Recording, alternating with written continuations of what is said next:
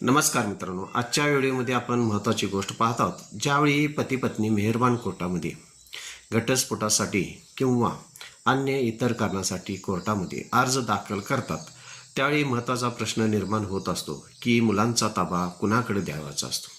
कायद्याच्या वेगवेगळ्या तरतुदीनुसार मुलांचा ताबा हा जात असतो. तरीसुद्धा महत्त्वाची गोष्ट, एका सायटेशनमध्ये मेहरबान कोर्टाने असा निर्णय दिलेला आहे. ते सायटेशन आपण मित्रांनो पाहूया.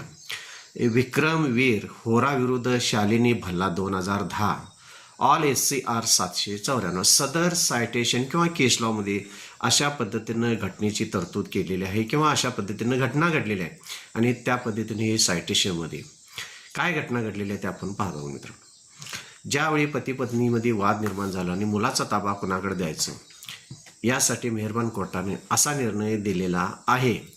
मुलं ही व्यक्तिगत मिळकत नसून किंवा ती मुलं ही वस्तू नसते, त्यांची अर्धी अर्धी वाटणी करता येत नाही.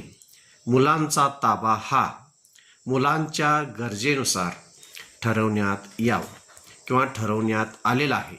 त्या पद्धतीने या सायटेशनमध्ये मुलांचा ताबा, त्यांच्या मुलांची गरज काय आहे त्याच्यावर मुलांचा ताबा कोणाकडे द्यायचं हे मेहरबान कोर्ट वेळोवेळी साक्षी पुराव्यावरून निर्णय देत असते. मित्रांनो, माझ्या चॅनलला सबस्क्राईब करा, लाईक करा आणि असेच कायद्याच्या दृष्टिकोनातून थोडी माहितीसाठी माझे व्हिडिओ पाहत राहा. धन्यवाद मित्रांनो.